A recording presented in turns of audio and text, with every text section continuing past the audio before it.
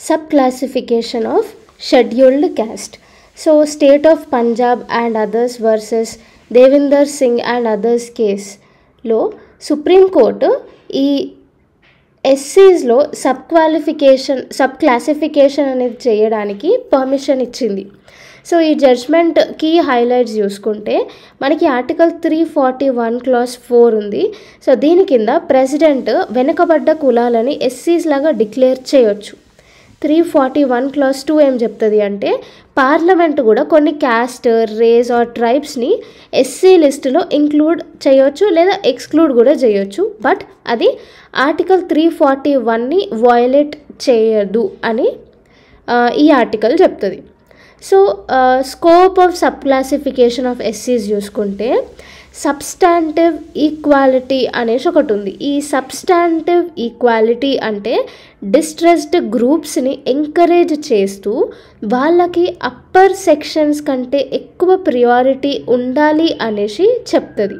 So substantive ఈక్వాలిటీని base చేసుకొని ఎస్సీస్ని sub classify చేయాలి and ఈ సబ్ క్లాసిఫికేషన్ జ్యుడిషియల్ రివ్యూ కిందకి వస్తుంది అనేసి సుప్రీంకోర్టు చెప్పింది.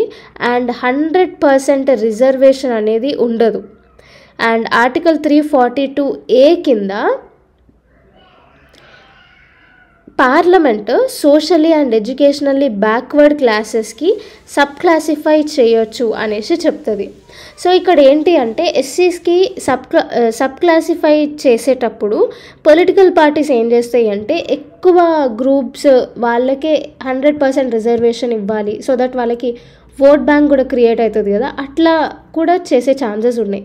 సో అట్లా మిస్యూజ్ చేయకుండా సబ్ క్లాసిఫికేషన్ జ్యుడిషియల్ రివ్యూ కిందికి వచ్చింది. ఓకే, సో ఇదన్నమాట. సో మొన్నటి వరకు సుప్రీంకోర్టు ఎస్సీస్లో సబ్ క్లాసిఫికేషన్ అనేది చేయొద్దు అని చెప్తుంది. కానీ ఈ కేసులో state of Punjab and others versus Devender Singh and others కేసులో సుప్రీంకోర్టు ఏం చెప్పింది అంటే ఓకే ఎస్సీస్లో సబ్ క్లాసిఫికేషన్ అనేది చేయొచ్చు అనేసి పర్మిషన్ ఇచ్చేస్తుంది.